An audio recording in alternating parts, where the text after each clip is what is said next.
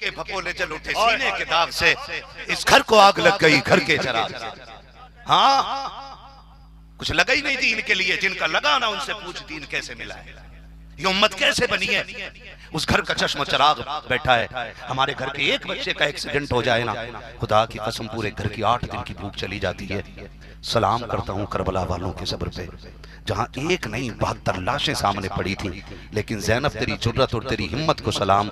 जब खेमे लूटे जा रहे थे ज़ैनब असर की नमाज पढ़ रही थी, जब आग लगाई जा रही थी तब ज़ैनब मगरिब की नमाज पढ़ रही थी। खुदा की कसम जब हजरत सकीना का थप्पड़ लगाया गया और कान की बाली खींची गई थी तब अली के घर वाले इशा की नमाज पढ़ रहे थे। खुदा की कसम तारीख का ये बाप कितना अजीब है, जिनके घर का दीन पे कुछ नहीं लगा वो ठेकेदार बन बैठे हैं, जिन्होंने सब कुछ दीन के लिए लगा दिया है, आज उनकी वैल्यू कुछ नजर में नहीं रह गई है। उनसे पूछो जिन्होंने 6 माह का बेटा देख करके दीन बचाया है, 18 साल का अकबर देख के दीन बचाया है, जिन्होंने उन मोहम्मद देख करके दीन बचाए हैं, उस हुसैन से पूछो दीन क्या है। खुदा की कसम तारीख गवाह है, शहर ज़ैनबिया पे चल करके देखो, सैयदा ज़ैनब है अपने मकान के अंदर है, तबीयत खराब हो जाती है, शोहर नामदार ने कहा था ए मेरी शरीक हयात इजाजत हो तो डॉक्टर के पास लेकर के चलो। सैयदा ज़ैनब के जुमले थे, डॉक्टर क्या करेगा कि नब्ज देखेगा, हाथ देख करके मर्ज की तशखीस करेगा, उसके बाद वो दवा देगा। सैयदा ज़ैनब ने कहा था मेरे सरताज फिर तो मुझे रहने दिया जाए। कहा किस लिए? कहा मैं फातिमा ज़हरा की बेटी हूँ, मैंने पर्दा अपनी माँ से सीखा है,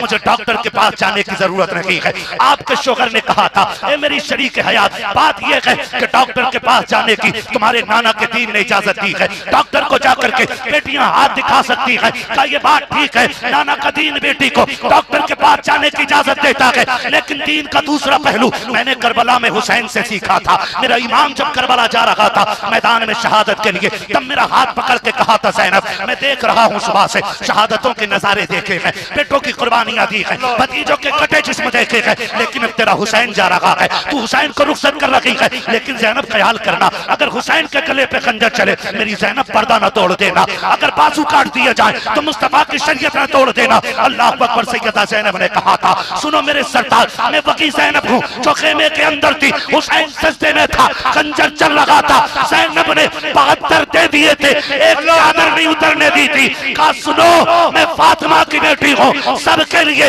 ये रुखसत हो सकती है कि वो डॉक्टर को हाथ दिखाए, लेकिन ज़ैनब को इतनी भी इजाजत नहीं है कि वो डॉक्टर को जाकर के हाथ पकड़े। मैं फातिमा की बेटी हूँ, दुनिया को बताऊंगी अगर ज़ैनब का पर्दा ऐसा है तो सोच नबी की फातिमा का पर्दा कैसा है। नाराए तकबीर, नाराए रिसालत, फैज़ाने सैयदुश शुहदा, फैज़ाने मखदूमाए कायनात, फैज़ाने अहले बैत मुस्तफा।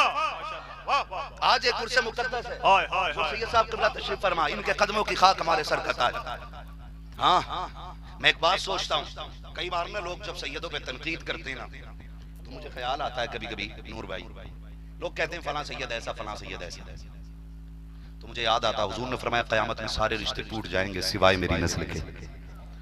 हुजूर फरमाते हैं मेरा और मेरी औलाद का रिश्ता क़यामत में भी बाकी रहेगा, बाकी जबकि सबके रिश्ते टूट जाएंगे। और फिर बंदा जब किसी सैयद पे बात करता है, किसी भी सैयद से, तो फिर मैं एक बात सोचता हूँ यार, मैं सोचता हूँ कि हम चाहे कितने भी सजदे कर लें, कितनी भी तस्बीहें पढ़ लें, रहे तो नौकर के नौकर ही, यहीं तक रसाई है ना, बल्कि उनके दर के नौकर हो जाएं तो ये हमारी किस्मत की महराज है। क्या बात हो महशर में मैं सजदे किए जाऊं, तुम हंस के कहे जाओ दीवाना है दीवाना, है ना, इतना तो करम करना है चश्मे करीम आना, जब जान लबों पर हो तुम सामने आ जाना, है ना, ये हमारी आखिरी ख्वाहिश है, जब जान लबों पर हो तुम सामने आ जाना, ये हमारी आखिरी ख्वाहिश है। अब जरा सोचें मैदानी महशर है, हम तो अपने अमल को भी छुपाए फिर रहे हैं कहीं तोल ना लिए जाएं, क्लियर, तो ये हम तो अमल भी छुपाए फिर रहे हैं कहीं तोल ना लिए जाएं, कहीं गठरी ना तोली जाए, खोल के ना देखा जाए। हमारी नमाजों में कहीं ये शिर्क तो नहीं कि हमने लोगों को दिखाने के लिए पढ़ी है, हमारी इबादतों में ये कहीं दिखावा तो नहीं हमने लोगों के लिए तस्बीहें पढ़ी, लोगों के लिए सजदे किए, लोगों को दिखाने के लिए हमने सजदे लंबे कर दिए। ऐसी नमाजें क़यामत में मुंह पे मार दी जाएंगी। लेकिन सैयद सादात, मुझे लगता है कि अगर ये कितनी भी मुश्किल में होंगे, अगर एक नज़र सैयदा कायनात की पड़ गई ना और फातिमा ज़हरा इतना कहते हैं क्या हुआ मेरे बेटे, तो फिर सारी किताबें बंद कर दी जाएंगी, है ना, फिर सारी किताबें बंद कर दी जाएंगी, फिर बचने ही किधर है। अगर वो कहते क्या बात है मेरे बेटे, कितनी भी गुनाहगार औलाद अगर उनकी और उन्होंने बेटा कह के आवाज दे दी ना तो समझ लो फिर दफ्तर तो बंद है ना। क्यों? क्योंकि वो मलिका जन्नत है, वो मलिका जन्नत है, उनके बेटे जन्नत है, जवानों के सरदार हैं। उनके शोहर वलियों के सरदार हैं और उनके बाबा नबियों के सरदार हैं, है ना। तो बहुत बड़े लोग हैं। अल्लाह इनके कदमों की खैरात हमें अता करे। खुदा के वास्ते हुजूर का सही दीन हम समझे। आज उम्मत को जो चाहिए वो दो ना। आज जिसे देखो ना अपनी भड़ास निकाल रहा है। मैंने सुना वो पीर लोग जो इनके खिलाफ बोल रहे हैं, मैंने सुनी वो देखा। यार बताओ क्या गलती कर दी यार। अब बताओ, ये मेंबर इसलिए नहीं होते हैं कि हम अपनी जाते झगड़े यहाँ के निकालें। ये इतने लोग हजारों अगर हमारे सामने बैठे ना, तो ये हमारे झगड़े सुनने के लिए नहीं, हमसे हुजूर का दीन सीखने के लिए बैठे हुए। हम इनको वो दे जिसकी जरूरत है हम चाहते हैं। खुदा के वास्ते इन जाती झगड़ों से निकल के आओ, हुजूर के दीन पे बात की जाए। आज उम्मत की जरूरत पे बात की जाए। आज कितनी बेटियां सिग्नल पे भीख मांग रही हैं, किसी को दर्द नहीं होता है। आज कितनी बेटियां गुर्बत की वजह से बाप की दहलीज पे बैठी बैठी बूढ़ी हो गई, कोई सोचने को तैयार नहीं है। आज हमें ये सोचना पड़ेगा नौजवानों, हमें अपनी कौम को इस दर्द से बाहर कैसे निकालना है, इस दर्द से बाहर कैसे निकालना है। मैं बात कर रहा था भाई से कि यहाँ पे एक ही मस्जिद है। कहा हाँ। मैंने कहा घर कितने? कहा 150 से ज्यादा। मैंने कहा तो जगह कम पड़ जाती होगी। कहा जगह कम नहीं, खाली रह जाती। मैंने कहा क्यों? कहने लगे 50% से ज्यादा जवान हमारे यहाँ के परदेश काटते हैं। कितनी मेहनत की बात है, घर छोड़ करके, वतन छोड़ करके परदेश में वक्त काटना बड़ा मुश्किल होता है। और आखिर क्यों? अगर सिर्फ एक पेट का सवाल हो ना, जहां तक मैं मानता हूं, अगर एक पेट का सवाल है ना, तो एक पेट तो एक रोटी से भी भर सकता है। बोलो भर जाएगा कि नहीं? क्या पहले बुजुर्गों ने नहीं काटे वक्त? ये सफेद बालों वाले लोग बैठे हैं, ये शायद बता दें कि आज जिस कसरत से रोटी मिलती है ना, इनके बचपन में इस कसरत से रोटी नहीं मिलती थी। न ऐसी सब्ज़ो शादाब खेतियां थी, न इतना पैसा था, लेकिन लोग फिर भी शुक्र के सहारे जीते रहते थे। कोई शिकवा जबान पे नहीं आता था। आज लाखों का मालिक बंदा बने बैठा, फिर भी कह रहा बहुत परेशानी है, दुआ करो। 1.5 लाख का मोबाइल हाथ में, फिर भी कह रहा दुख हूं। बेहतरीन कई लाख मकानों में लगा दिए हैं, लेकिन कह रहा सुकून नहीं है। आखिर क्यों? वो जवान जिनकी जिंदगी अपने शहर की गलियों में गुजरनी थी, उनको परदेश कौन चीज लेकर चली गई? कभी सोचा हमने? आखिर कौन सी भूख है जो हमें अपनों से दूर कर देती है? जिन बच्चों को अपने वालिदैन की नजरों में रहना था, आज वो वालिदैन को देखने के लिए तरसते हैं। सारे ही ऐसे नहीं होते जिन्हें माँ बाप से नफरत हो। 98% जवान को ना कहीं भी रहे माँ बाप की याद सताया करती है। हर वक्त का खाना उसको घर की याद दिलाता है। हम परदेश काटने वाले लोग हैं, और ये सच्ची बात है। आफाक भाई साहब ने कहा कि इनको घर जाना था। वाकई 15 दिन हो गए मुझे घर से निकले हुए, 15 दिन हो गए। मुझे मालूम है बच्चों की क्या ख्वाहिश है, कितनी उनको मेरी याद आती है, या मुझे कितनी आती है। मैं 15 दिन के लिए निकला हूं तो मेरा बच्चों के साथ दर्द ऐसा है। फिर वो बाप जो 6-6 महीने वतन लौट के नहीं आती, जिन्होंने साल साल भर परदेश में काट दिए। आखिर ये कौन सी चीज है जो हमें परदेश लेकर के चली गई? मैं कहूंगा शेख साहब, निकलो जुब्बा व दस्तार के झगड़े से, बाहर निकलो हट धर्मी से, आओ उम्मत का जरा दर्द समझते हैं। आखिर एक रोटी के लिए, एक पेट के लिए पर्दा इतना परदेश तो नहीं काट सकता है। पूछो आकर के जवानों से दर्द पूछो, बता तो सही मेरे भाई इतने महीने से परदेश क्यों काट रहा है? तो वो यही जवाब देता है, अभी बहन का रिश्ता किया था, 6 लाख रुपए रिश्ते में दिए हैं, तब भी लड़के वालों के मुंह सीधे नहीं है। 8 लाख रिश्ते में कर चुके हैं, तब भी लड़के वालों के मुंह सीधे नहीं थे। हमें जहेज का इंतजाम करना है। एक जहेज की लानत है, कौम के जवानों को परदेश काटने पे मजबूर कर दिया है, माँ बाप से दूर कर दिया है। मैं तो दर्द सोचता रहता हूँ परदेशियों का। कितने बेटे तो ऐसे हैं जो परदेश से जिंदा वापस नहीं आ पाते, कितने ऐसे हैं जिनको अपनों के जनाजे में असर नहीं हो पाते, कितने ऐसे परदेशी हैं जो अपनों के चेहरे जनाजों को सिर्फ फोन पे देख लिया करते हैं। खुदा का वास्ता दे के कहता हूँ, ओ लोगों अपनी शादियों के खर्चे घटा दो, ये डिमांडें खत्म कर दो, फ्री की शादियां कर दो, निकाह इतने आसान कर दो कि किसी बेटे को परदेश काटना ना पड़े, किसी भाई को वतन छोड़ना ना पड़े, किसी को बेबसी के ये दिन देखने ना पड़े कि अपनी माँ के जनाजे को उसे फोन पे देखना पड़े, बाप के जनाजे को वीडियो कॉल पे देखना पड़े। शादियां इतनी सस्ती कर दो कि बेटियां मुस्कुरा के कहे, शुक्र रब ने हमें मुसलमान बना दिया है। यहाँ पैसे की कीमत नहीं होती, यहाँ इज्जत वाली बेटियों की कीमत ज्यादा। नाराए तकबीर, नाराए रिसालत, जश्न ईद मिलादुन नबी, अज़मते इस्लाम, फैज़ाने अहले बैत मुस्तफा, उर्से मुबारक। सीधी सी बात है, उम्मत के मामला ढोलक से हल नहीं होंगे। हाय हाय हाय हाय, उम्मत के मामला तमाशों से हल नहीं होंगे। उम्मत के मामला हल तब होंगे जब हम इनके हल पे बैठ करके गौर करेंगे। इसका क्या मतलब है यार? 4 लोग लेके मैं चल दिया, 4 लोग लेके ये चल दिए, 4 लोग लेके हजरत चल दिए, 4 लोग लेके सैयद साहब चल दिए। बताओ कोई ताकत रह गई 4-4 की? अगर ये चारों जो 4 जगह हैं तो 4 चौक, पढ़े लिखे लोग हैं माशाल्लाह, 4 चौक 16। तो फिर एक जगह कितने लोग हो गए? 4 ज्यादा होते हैं कि 16? बोलो, सारे 4 ज्यादा होते हैं कि 16? 16। तो इत्तेफाक में जिंदगी है कि इख्तिलाफ? बोलो हैं? निफाक?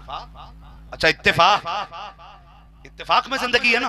अपनी सफों में इत्तेफाक पैदा करो, अपनी सफों में इत्तेफाक पैदा करो। मामा मुझे कभी कभी हैरत होती है, मैं सोचता हूँ अल्लाह का शुक्र है मुझे पीर ताजुल शरिया जैसा मिला है।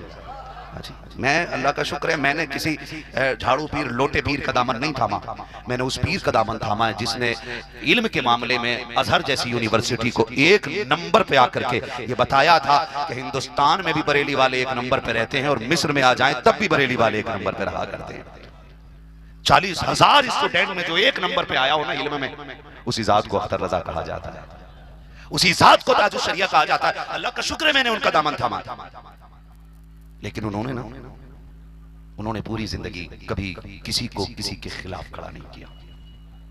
आज जो उनके विसाल के बाद कूदे फिर रहे हैं ना, अगर मेरा मुर्शिद एक बार नाम लेके कह देता ना कि इसकी तरफ नहीं जाना तो लोग थूकना भी पसंद नहीं करते। जो आज पीर बने घूम रहे, जो पीर बने घूम रहे, हमने उस शख्स का दामन थामा है और उसने पूरी जिंदगी हुजूर के दीन का दर्द सीने में रखा है। हुजूर के मैंने खुद देखा भाई, मैंने खुद देखा। लोग आके कहते थे हजरत फलां शख्स ने आपको ऐसा कहा, ऐसा कहा, आप कुछ कह दें, आप कहते थे मैं क्या कहूं, आप एक तहरीर ही लिख दे उसके खिलाफ। तो मुस्कुरा के कहते थे हम वो लोग हैं जब कलम उठाते हैं तो मुस्तफा की अजमत लिखने के लिए कलम उठाते हैं, और रह गई दुश्मनी की बात तो हम अपने दुश्मनों पे नजर नहीं रखते, हम तो मोहम्मद अरबी के दुश्मनों पे नजर रखा करते हैं। ये उनकी जिंदगी का मामला था। और आज धनिया पीर लोटा पीर कोई औकात नहीं, और उम्मत में फिरके फैला के खड़े कर दिए। एक पीर 8 मुरीद बनाते हैं, उनके पीछे एक चिमक छोड़ देते हैं, सोचा देखे रहियो किधर जा रहा है, देखे रहना और सुनो यार, निकलो इन कीमतों से, निकलो इन चुगलखोरियों से। वैसे ही मुरीद हजरत, आपका फला मुरीद उसके घर चाय पी रहा है, तो हजरत कह रहा है उसके बात कराओ जरा। कह रहा मेरा मुरीद हो के तू उधर क्यों गया? क्यों भाई, वो कलमा पढ़ने वाला नहीं? शर्म करें, हमें निकले इन चीजों से। हमें अपनी सफों में मोहब्बतें पैदा करनी है, हमें हुजूर का दीन सीखना है। आज हम कहां खड़े आकर के, आज हम किस मकाम पे आ गए? आज उम्मत इस बेचारगी के आलम में है कि आज कोई हाथ पकड़ने को तैयार नहीं है, आज हमारे मामलों पे कोई बात करने को तैयार नहीं है।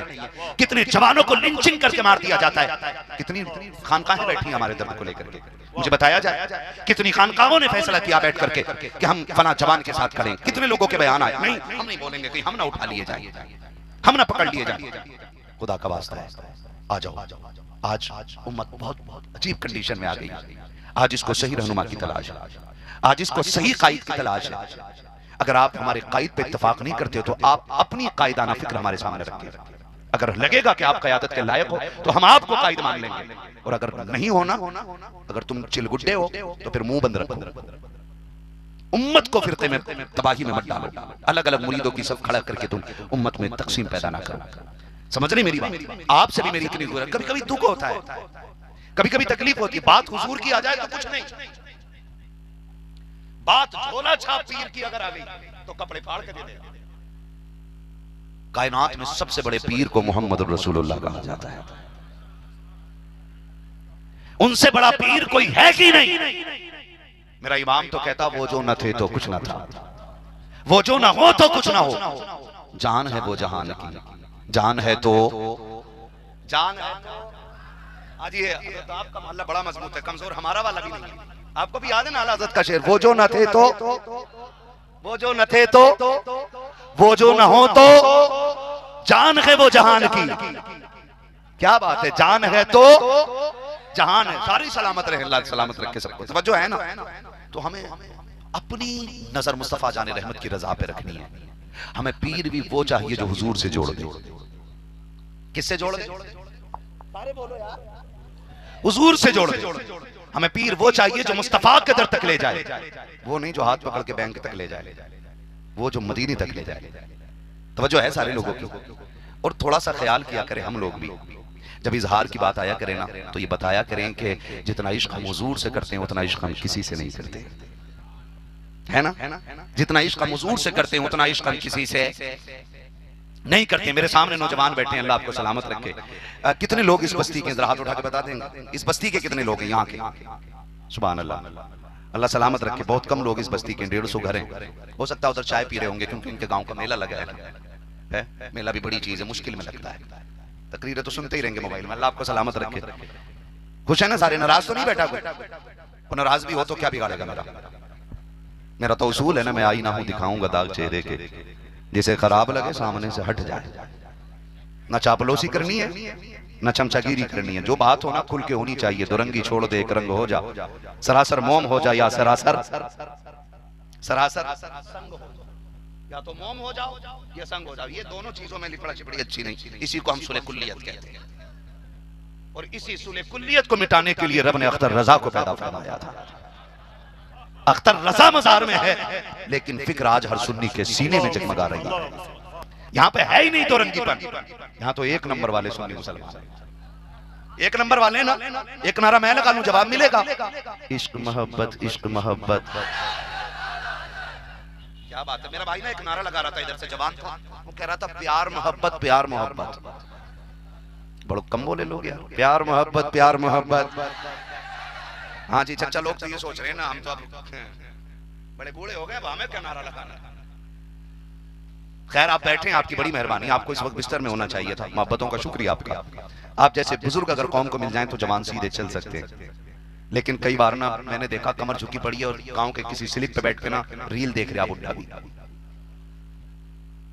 भाई रील देख रहा बुढ़ा, बुढ़ा जैसे रिचार्ज खत्म कि लल्ला कह दो एमबी खत्म हो गई, डाल दो। बुढ़ा एमबी खा गया साहब। वो कह रहा मौलवी दीन नहीं फैला रहे, एमबी खा ले तू और दीन फैलाए मौलवी। अब बुढ़ापे में यार कम से कम बच्चे हैं ना, मौत का कुछ पता है भाई? अभी भी आ सकती है और कभी भी आ सकती है, मगर कम से कम बच्चों को ये रहता है ना कभी जवानी आनी है, जवानों को ये रहना कभी बुढ़ापा आना है। बुढ़ापे के बाद किधर जाना है? बोलो कोई और स्टेप है? फोर्थ नहीं है ना जिंदगी की? आखिरी रह जाती है किधर? मौत, मौत, मौत। बड़े बूढ़ों को लोग कहते हैं आज जिंदगी, आप देखें जिंदा लोग ज्यादा नजर आते हैं लेकिन कब्रों में मुर्दा ज्यादा लेटे हुए। हमने किसी ने बहलूल दाना से कहा था, एक आया बहलूल दाना से आके कहने लगा कि आबादी किधर है? तो आपने फरमाया कि हजरत इब्राहिम बिन अदहम से किसी ने आके कहा आबादी किधर है? आपने कहा कि आगे चले जाओ। आगे गया तो कब्रिस्तान था। उसने आके डंडा मारा सर में और कहने लगा पागल समझता है, मुझे कब्रिस्तान भेज दिया और तू मुझसे कह रहा है आबादी है उधर। तो आपने फरमाया पागल मैं नहीं, तू है। आबादी उस जगह को कहते हैं जहां से लोग कहीं ना जाएं। कहने लगे वो जगह जहां लोगों को पड़ा रहना वो सिर्फ कब्रिस्तान है, और जिसे तू आबादी समझता है वो आबादी नहीं। जाके देख कितने घर उजड़ गए, कितने घर वीरान हो गए। अल्लाह अकबर। हमने क्या समझा गए? किसी ने इमाम गजाली से कहा था हजरत आप नसीहत फरमा दीजिए। इमाम गजाली ने कहा था बता तेरे खानदान में तेरे परदादा थे कि नहीं? कहा हाँ थे। तो कहा फिर क्या हुआ? कहा हजरत उनका इंतकाल हो गया। कहा फिर उनके बेटे थे? कहा हाँ। फिर वो किधर है? कहा वो भी इंतकाल कर गए। उनके बाद तुम्हारे बाप का वो भी इंतकाल कर गए। अच्छा तुम्हारे जो नाना थे? कहा हजरत जी वो भी इंतकाल कर गए। कहा वो तुम्हारे जो बड़े भाई थे? कहा उनका क्या बना? कि वो भी इंतकाल कर गए। कहा अभी जो तुम्हारा खूबसूरत बेटा था उसका क्या बना? आपने फरमाया उस बेटे का क्या बना जो तेरा जवान बेटा था? उसने कहा उसका भी इंतकाल हो गया। तो इमाम गजाली ने कहा था अब मैं उसको क्या नसीहत करूं जिसको सैकड़ों जनाजे न समझा सके, हजारों कब्रें न सिखा सकी। ओ खुदा का वास्ता दे के कहता हूं जब दिल काले हो जाया करे तो कब्रों के चक्कर लगा लिया करो। खुदा की कसम औकात याद आ जाती है जब टूटी कब्रें देखते हो, जब गिरे तख्ते देखते हो, कब्रों की हड्डियां देख करके हैसियत का पता चल जाता है। कब्रें चीख के कहती है हद में आ जा, औकात में आ जा, अपने आप को पहचान ले। हुए नाम पर बेनिशा कैसे कैसे, ज़मीं खा गई आसमां कैसे कैसे। नारे तकबीर, नारे रिसालत, मुहाफिज़ीन मसलके आला हज़रत, अवामे अहले सुन्नत। आज दिल तोड़ते डर नहीं लगता जी। सुभान अल्लाह, वाह। दिल तोड़ते डर नहीं लगता। मुझे तो लगता ही नहीं अब बड़े किधर रह गए। मिंबर से लेके नीचे तक की कहानी है। अगर मिंबर पे बैठे बड़े की चापलूसी न की गई तो अपने जुमलों में ऐसी कैंची चलाता है कि छोटों को दिल के टुकड़े करके रख देता है। ये कंडीशन है। मिंबर से लेकर नीचे तक आज दिल बड़े तंग हो गए। इन दिलों में कुछ आदमी कहां है? जहर घोलते हैं लोग, जहर जिंदगी में, और इतना कड़वा बोल देते हैं कि आदमी आखिरी सांस तक याद नहीं भूल पाता है। ऐसी जहरीली जबानें लोगों की हो गई। महबूब अलैहिस्सलाम की बारगाह में कुछ सहाबी आए, अर्ज की या रसूल अल्लाह, फलां मोहल्ले में एक खातून रहती है, बड़ी नमाजों की पाबंद है, बड़ी रोजों की पाबंद है, मगर हुजूर उसकी जबान बड़ी तल्ख है, बड़ा कड़वा बोलती है। हुजूर ने फरमाया वो जहन्नम में जाएगी। किधर जाएगी? सुन रहे मेरी बात? ये कितना वजन होता है जबान में? तो 1 किलो की तो होगी, है ना? 50 ग्राम। बहुत लंबी जबान का आदमी होगा तो 100 ग्राम। यही है ना? तवज्जो है ना सारे लोगों को? ये जबान 2 तोले की, यही है बंदे को जहन्नम तक लेके चली जाती है। सोचो जवानों, बदलो अपनी फिक्र। यही जबान हुजूर के सामने जिक्र किया गया। सरकार बड़ी नमाज पढ़ती है, बड़े रोजे रखती है, बड़ी इबादत गुजार है, तहज्जुद गुजार है, लेकिन जबान की बड़ी खराब है। हुजूर पूरा मोहल्ला उसकी जबान से परेशान रहता है। हुजूर ने फरमाया वो जहन्नम में जाएगी। फिर दूसरी औरत का जिक्र किया गया। सरकार फलां औरत है, जबान उसकी ठीक है, मामूली नमाज पढ़ती है, मामूल के रोजे हैं हुजूर, लेकिन जबान बड़ी अच्छी है। हुजूर ने फरमाया वो औरत जन्नत में जाएगी। हम इस जबान का भी हिसाब लगा लें। ये जबान जब बोलते हैं ना, कितने लोगों के दिलों के टुकड़े कर देते हैं, एहसास तक नहीं होता है। कितने लोग आला हज़रत को जानते हैं? हाथ उठा के बता देंगे कितने जानते हैं आला हज़रत को? सुभान अल्लाह, सारे ही जानते हैं। अल्लाह सलामत रखे। किताबों में पढ़ा आला हज़रत को? कितने लोगों ने पढ़ा होगा किताबों में? 2% ने नहीं पढ़ा होगा महफिल में। किधर से जाना? फिर जलसों से जाना है। सुभान अल्लाह। जो लोग ये बात करते हैं ना, जलसे बंद कर देने चाहिए। मैं कहता हूं जलसे अगर बंद हो गए ना, तो आप जो है ना, बुजुर्गों की जो उनकी जिंदगी है ना, तो आप 2% लोगों तक पहुंचाएंगे। बाकी 98% लोगों तक जो दीन पहुंचता है वो मिंबर से पहुंचा करता है। ये जो जलसे कराए जाते हैं, ये रायगा नहीं जाते। इन्हीं जलसों की बरकत होती है जो सरों पे टोपियां नजर आती है। इन्हीं जलसों की बरकत होती है जो हमारे बच्चों को बुजुर्गों के नाम याद हो जाते हैं।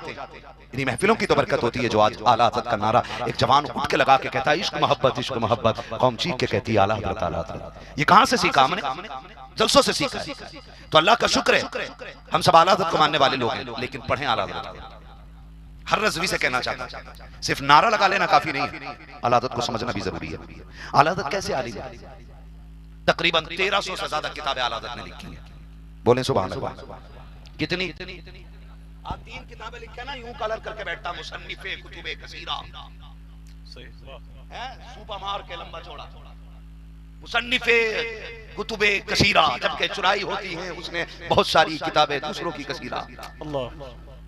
इधर उधर से चुरा के किताब लिख रहा। और आला हज़रत 1300 से ज्यादा किताब लिखने वाली जात, और सुन्नतों का ऐसा आमिल जो सोता भी था तो मोहम्मद बन के सोया करता था, जो बोलता था तो उस अदा को नजर में रखता था जो अदा मेरे मुस्तफा को प्यारी लगती है, जिसके चलने का हुनर यह था कि वो इस अंदाज में चलता था कि हुजूर जिसको पसंद करते हो मुझे चलने में भी वो अंदाज चाहिए, जिसके कलम के चलने में भी ये लिहाज रखा जाता था कि मुस्तफा की सुन्नत के खिलाफ कोई तहरीर ना हो जाए। उस इमाम अहमद रजा की बात कर रहा हूँ। हमारे जैसे मदीने जाते हैं, जाकर के गुंबद खजरा पे सेल्फी लेकर के लौट आते हैं, हज करने जाते हैं तो काबे को पकड़ के वहां सेल्फी लेकर के अपने सफर को तबाह करके लौट आते हैं। और इमाम अहमद रजा जब मदीने जाता है तो खाली लौट करके नहीं आता है, बल्कि जब उनके रोजे पे निगाह डालता है तो रो के कहता है, वो पेशे नजर वो नो बहार, सजदे को दिल में बेकरार, रोकिए सर को रोकिए, हाँ यही इम्तिहान है। उसके इश्क का आलम यह है कि जो उनकी जालियों पे जाकर के रो के कहता है,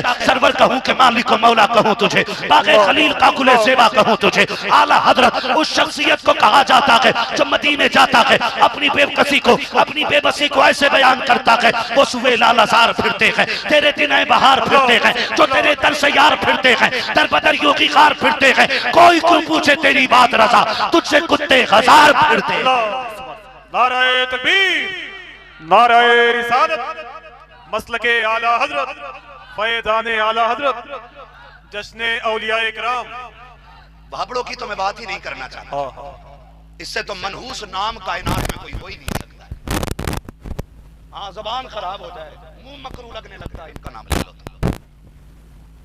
लेकिन जहर का पता भी तो होना चाहिए ना, जहर है अगरचे मार डालता है, लेकिन जहर का पता होना चाहिए। ये जूते पहन के मदीने में टहलने वाली मरदूद कौम, हुजूर की जालियों पे जूते रख के सिगरेट पीने वाले कुत्ते, इनका इतराज है हुजूर होते तो हमें दिखाई ना देते। मैंने कहा तुझ जैसे गंदे को दिखाई नहीं देते, अगर जाने वाला बरेली का अहमद रजा हो तो मुस्तफा जलवा दिखा दिया करते हैं। तेरे जैसे को मैं 6 महीने से यहीं ड्यूटी कर रहा हूं, आज तक मैंने हुजूर को नहीं देखा। तो मैंने कहा तू अकेला बात कर रहा है, उनके दरवाजे पे 40 खड़े रहे, हुजूर निकल आए, 40 को दिखाई नहीं दिए, तो तेरे जैसे कौवे को कहां से हुजूर नजर आ सकते हैं, है ना? हम आला हज़रत पे बात कर रहे हैं, वो आला हज़रत जो मदीने जाए तो हुजूर को देख के आ रहे हैं और देख के कह रहे हैं तू जिंदा है वल्लाह, जिनका ये अकीदा वही बोले तू जिंदा है वल्लाह, तू जिंदा है वल्लाह, मेरे चश्मे आलम से चुप जाने वाले अखलाक बेहतर करे। मैं उस इमाम की बात कर रहा हूँ, इतना बड़ा इमाम और इतना बड़ा अल्लामा अगर हदीस पे कलम उठा दे तो अपने वक्त का इमाम बुखारी का शागिर्द नजर आए, अगर फिक़ा पे कलम चलाए ना तो फिर इमाम आज़म का शागिर्द अरशद नजर आए। हाँ, इतना बड़ा अल्लामा अगर इश्क में बोले ना तो फिर अपने वक्त का जामी लगता है, अगर नात लिखने पे आ जाए तो अपने वक्त का हसान बन जाता है, इतनी अजमत वाला इमाम। लेकिन सुने, आप बैठे हुए, आपके घर में एक खादिम था, एक बच्चा, वो सरकार आला हज़रत का खाना लेकर के आता था। ऐ तवज्जो भाई, अल्लाह करे ये दिल सबके हो जाए, बस बहुत गौर से सुनिएगा, अल्लाह करे दिल बदल जाए। अगर दिल बदल गए तो फिर दुनिया बदलने में देर नहीं लगेगी, अगर दिल नहीं बदले तो फिर कुछ भी कर लो, कपड़े बदलने से कोई रुतबे बुलंद नहीं होते। दिल बदलोगे तो अल्लाह के करीब हो जाओगे। आला हज़रत सरकार बैठे हुए, बच्चा खाना लेकर के आता था, एक दिन खाना लेट लेकर के आया, आला हज़रत ठहरे पठान, और फिर पठानों का गुस्सा नाक में, ये पठान ही कैसा कह सकता है, बाकी कोई और नहीं। किलके रजा है खंजर खुखार बरकबार, आधा से कह दो खैर मनाए नशर करे, ये तेवर एक पठान ही का हो सकता है और किसी का नहीं हो सकता है भाई। हाँ, आला हज़रत को आया गुस्सा, खाना लेट लेकर आला हज़रत ने मार दिया थप्पड़। अब थप्पड़ तो मार दिया, ख्याल आया गलती बच्चे की क्या थी यार, घर से देर मिला होगा ना खाना, इसलिए लेट लेकर के आए। रमजान शरीफ का महीना, जब रमजान शरीफ का महीना तरावी के बाद का वक्त था, आप खाने के लिए बैठे, बच्चा लेट खाना लेकर के आपने थप्पड़ मार दिया, बच्चा रोता हुआ चला गया ना, तो आपने फरमाया अपने शागिर्दों से जो बैठे हुए थे, जाओ उस बच्चे को तलाश करके लाओ। कहा क्यों? कहा मुझे बड़ी बेकरारी हो रही है, मुझे उस बच्चे को मारना नहीं चाहिए था, मैंने गलत मारा, ये एहसास पैदा हो जाए, गुनाह हो जाए तो फिर बंदा आदम की औलाद है ना, इंसान है हम लोग, लेकिन जुर्म इतना बड़ा गुनाह नहीं होता जितना बड़ा जुर्म ये होता है कि गुनाह के बाद बंदा तौबा ना करे। अल्लाह करीम है, आपको लगा कि मैंने गलत मार दिया बच्चे को, आपने कहा जाओ बुला के लाओ, अल्लामा बिहारी जफरुद्दीन बिहारी को भेजा, जाओ तलाश करके लाओ। अल्लामा जफरुद्दीन बिहारी गए, जाके तलाश करके आगे, बच्चा कहीं नहीं मिला। जब बच्चा नहीं मिला, खाना आगे रखा रहा, आपसे कहा अल्लामा जफरुद्दीन ने हुजूर खाना खा लेना, कहा नहीं खाना हलक से नहीं उतर रहा है, पहले उस बच्चे से बात करूंगा, उसके बाद खाना खाया जाएगा। अल्लाह अकबर, तारीख का वाक़ है, मैं हुजूर के सहाबा का जिक्र नहीं कर रहा हूँ, बरेली के अहमद रजा के अखलाक का जिक्र कर रहा हूँ। आज 4 किताबें पढ़ने के बाद किसी की ऊंची आवाज सुनना गवारा बंदा नहीं करता है। सरकार आला हज़रत की जिंदगी देखिए, आपने कहा जब तक बच्चे से बात नहीं हो जाती तब तक अहमद रजा खाना नहीं खाएगा। फिर वही बच्चा लेकर के शहरी में जब खाना आ रहा है, तब सरकार आला हज़रत की बारगाह में आकर के कहा था, लीजिए हज़रत खाना लेकर के आ गया हूँ। मेरे इमाम ने हाथ पकड़ा और कहा, बेटे तू रात भर कहाँ रहा था? सरकार आपने थप्पड़ मार दिया था, मैं कोने में जाकर के लेट गया था, रोते रोते आंख लग गई थी। हजरत जी मैं अब खाना लेकर के आ गया हूँ, खाना खा लीजिए। आला हजरत ने कहा नहीं हमें खाना नहीं खाना है। बच्चे ने कहा हजरत शाम की वजह से नाराज है। कहा नहीं बेटे, नाराज मैं तेरी वजह से नहीं हूँ, बल्कि मुझे बता कहीं तू मेरी वजह से तो नाराज नहीं है। मैंने तेरे थप्पड़ मार दिया था। खादिम था, तड़प गया, कहने लगा हुजूर गुलामों से ये बातें नहीं की जाती हैं। आका आप बड़े के मार दिया थप्पड़, कोई बात नहीं। कहा नहीं बेटे तेरी गलती कोई नहीं थी, मुझे थप्पड़ नहीं मारना था। अहमद रजा के हलक से खाना नहीं उतरेगा। बेटे काम कर, अहमद रजा को माफ कर दे। जैसे इतनी बात बरेली के इमाम ने कही है, खादिम तड़प के कहता है हुजूर आप इतने बड़े हजरत हैं, मुझसे माफी मांग रहे हैं। मेरे इमाम ने कहा बेटे जब तक माफ नहीं करोगे खाना नहीं खाऊंगा। बच्चे ने इतना सुना, कहता हजरत शर्मिंदा ना कीजिएगा, आप क्यों माफी मांगेंगे? तब मेरे इमाम ने कहा था मुझे डर लग रहा है कहीं कयामत में खुदा ने खड़ा करके ये पूछ लिया, अहमद रजा बता क्या तूने इस बंदे के मेरे थप्पड़ मारा था, आखिर इसका कसूर क्या था? अहमद रजा अपने रब को क्या जवाब दे पाएगा, इसलिए बेटे माफी दे दे। बच्चे ने कहा अच्छा ठीक है हजरत, मैंने आपको माफ कर दिया है। आला हजरत फिर गर्दन झुकाए बैठे हैं। आप तो खाना खा लीजिए। कहा नहीं बेटे अभी माफी मुकम्मल नहीं हुई है। कहा फिर मेरे इमाम ने घुटने जमीन पे रखे हैं और बच्चे के आगे घुटनों के बल बैठ के कहा था बेटे आ, जैसे मैंने तेरे थप्पड़ मारा है वैसे तू मेरे थप्पड़ मार ले। उसकी चीख निकल जाती है। सरकार इतने उलमा का उस्ताद हो, अपने वक्त का आला हजरत हो, बड़े बड़े फुकहा जिसके कदमों में आके बैठा करते हो, वो आज थप्पड़ की बात कर रहा है। हुजूर हिम्मत नहीं हो रही है, इतने बड़े आलिम के मुंह पे मैं थप्पड़ मारूं, मेरी हैसियत क्या है? सरकार आला हजरत ने रो के कहा था बेटे दुनिया की शर्मिंदगी आखिरत की शर्मिंदगी के मुकाबले में कुछ भी नहीं है। आज बेटे अहमद रजा को मार ले ताकि कयामत में अहमद रजा को मुस्तफा के सामने शर्मिंदा ना होना पड़े। बच्चा तड़प जाता है, रो के कहता हुजूर मेरी जुर्रत नहीं है। मेरे इमाम ने हाथ पकड़ा, अपने मुंह पे उतनी की जोर से बच्चे के मुंह हाथ से थप्पड़ लगवाया जितनी जोर से आपने मारा था, और दुनिया को बता दिया लोगों अहमद रजा सिर्फ चादरें चढ़वाने नहीं आया बल्कि मुस्तफा की शरीयत को घर घर में पहुंचाने के लिए। नाराए तकबीर।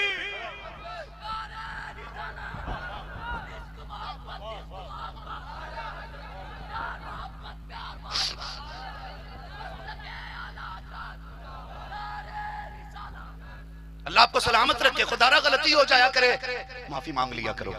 किसी का दिल तोड़ दिया है ना तो राजी कर लिया करो, देर नहीं लगती। आज तो माफ कीजिए, सगे बाप से बेटा माफी मांगते हुए कहता मैं क्यों मांगू, मुझे शर्म लग रही है। बड़े भाई से माफी मांगते हुए कहता मैं माफी क्यों मांगू, वो जिस बाप का लहू उसके अंदर है वही मेरे अंदर है, मैं कोई कमजोर नहीं हूं। वो भाई माफी कमजोर नहीं मांगा करते, माफी ताकतवर लोग मांगा करते। कौन लोग मांगते हैं माफी, बोलो सारे। ताकतवर लोग माफी मांगा करते हैं। भाई अगर किसी का दिल टूट गया है ना तो आज ही माफी मांग लेना, आज ही माफी मांग लेना। हम मसला के आला हज़रत वाले लोग हैं और हम दुनिया को बताएंगे हम आला हज़रत को नारे के जरिए भी मानते हैं और मुस्तफ़ा के दिए हुए तरीके के जरिए भी आला हज़रत को हम मानते हैं। और जिन लोगों ने ये बात कही है ना आला हज़रत पे, उन कुत्तों को क्या पता है। मैं तो ये समझता हूँ आला हज़रत ने जितना लिख दिया है ना, अब कयामत तक उसके अलावा अगर ना भी लिखा जाए तो जिंदगी गुजारने के लिए काफी है। जितना आला हज़रत ने लिख दिया है काफी है। वह कहा था, किसी ने कहा था कि वादी रजा की कोहे हिमाला रजा का है, जिस समत देखिए वो इलाका रजा का है। औरों ने भी लिखा है बहुत इल्म दीन पर, जो कुछ है इस सदी में वो तन्हा रजा का है। अशरफ अली के हुक्म इमामत से है आया, मस्जिद किसी की भी हो मुसल्ला रजा का है ना। बस आपसे इतनी गुजारिश है, आप दिल नर्म करने। और जवानों से मेरी गुजारिश है, खुदारा हम कितना बंसवर के प्रदेश रहते हो, बाहर रहते हो, मौत का कुछ नहीं पता है कब आ जाए। कितने जवानों की खबर आती है, ऊपर छत पे काम कर रहा था गिरा मर गया, कोई एसी का काम कर रहा था करंट लगा मर गया, घर से गए थे हजार ख्वाब लेकर के सिर्फ लाश बन के लौटे हैं। नहीं पता यार हमारी भी जिंदगी रहे ना रहे। खुदा के वास्ते कम से कम इतना कर लें कि अपने चेहरे ऐसे बना लें जैसे चेहरे हुजूर को पसंद आते हैं, है ना। मैं तो बुजुर्गों को देख रहा हूँ बाल सफेद हो गए लेकिन चेहरों पे दाढ़ियां नहीं है। अब किस चीज का इंतजार है, मलकुल मौत आएंगे तब यकीन होगा कि हम मरने वाले हैं। खुदा के वास्ते जवानों से भी कहना चाहूंगा चेहरों पे हुजूर की सुन्नत सजा लो, दाढ़ियां चेहरों पे रख लो और अपने रिश्ते मस्जिदों से मजबूत कर लो। करेंगे इंशाल्लाह, करेंगे इंशाल्लाह, वादा करें इंशाल्लाह। दाढ़ी